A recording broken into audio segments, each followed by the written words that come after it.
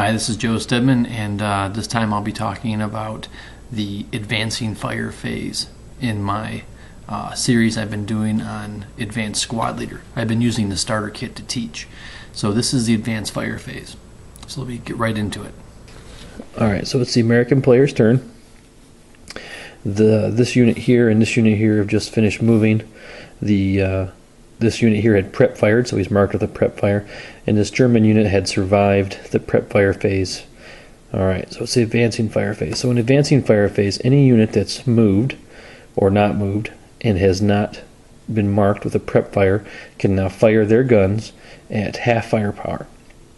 So this unit here is a 3, and it's within range, so he could fire at a 3 halved, which is 1.5, which would then on the fire table chart will go down to a 1, and that would be a 1 firepower at this unit in the woods. Not a very good attack, but you never know. Now, this unit here is a 6 firepower, and halved would be a 3, so go down to a 2, but let me zoom in on that unit. Alright, so I zoomed in on this unit, and so you can see that the firepower of this unit is underlined, which means it has assault fire. Now the way assault fire works is you still have to have it, like normal, but after you have it, and all of the modifications are done, you can add 1 to the firepower. So halved would be 3, then plus 1, so it's going to be a 4 firepower. Another thing is it's fru instead of frud. That sounds funny, but that means fractions rounded up instead of fractions rounded down. So if it would have been a 3.5 or whatever after modifications, it would have rounded up to a 4. So this represents Tommy guns or submachine guns and things like that. Another note, and you also have to make sure that you're not in you're in normal range. In order to get your assault fire, you have to be in normal range. So that would be a 6 for this unit. Alright, so a couple things also to remember about advancing fire is that heavy and medium machine guns cannot be fired if they moved, but light machine guns can be fired in advancing fire at the half firepower. Advancing fire just kind of represents, your guys have run across a battlefield and now they're huffing and puffing and they're going to finally shoot, so their firepower is not going to be as powerful, it's not going to be as accurate. That's why you get half firepower, and it's often overlooked. Sometimes when I've played games, new players a lot of times will forget that they get advancing fire, and they'll always forget that underlined firepower. If you have the underlined firepower, don't forget you get that assault fire, and that can be very powerful because fractions round up and you get that +1, and that +1 makes a lot of difference. Advancing fire is real easy. There's no residual firepower, there's nothing really to remember. It's just real simple. Go through your units, anything that's not marked with a prep fire gets to advance fire. Now in full squad leader, there's a few more options here, but we're just teaching with the starter kit rules, so I won't go into any of those. Alright, so that last segment didn't take very long, so I'm going to take a little bit of time here to explain ELR. Now ELR is the experience level rating. Every country in the game has different quality of troops, whether that be first line troops, second line troops, elite, green, conscripts. And each scenario that you play, each team will be assigned an ELR rating of a number. If your unit fails a morale check by more than that number, then they're going to go through an ELR reduction.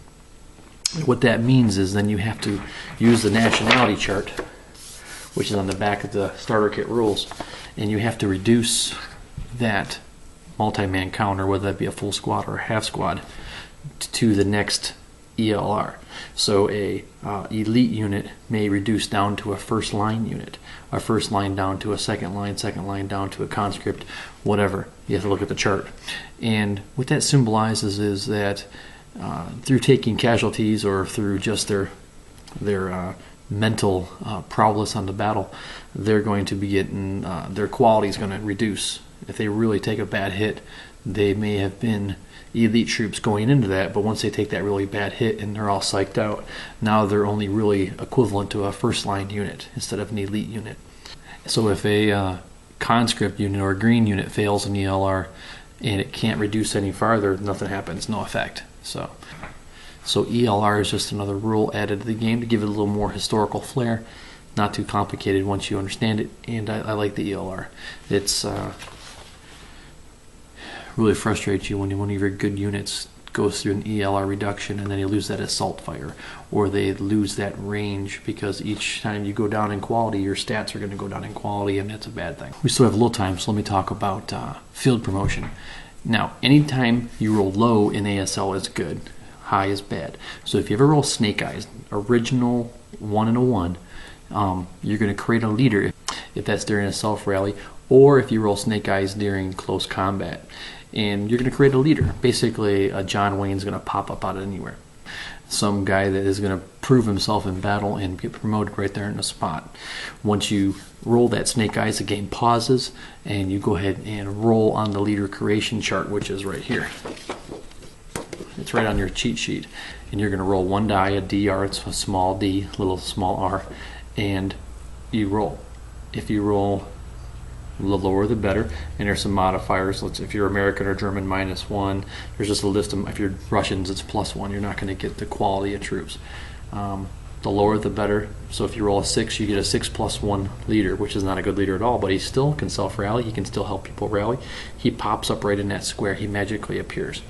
So basically, someone in that multi-man counter was promoted to a lieutenant or to a sergeant or whatever.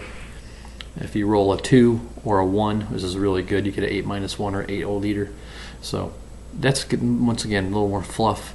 And I've seen games be won because of hero creation. That hero can carry a machine gun. He can carry a flamethrower.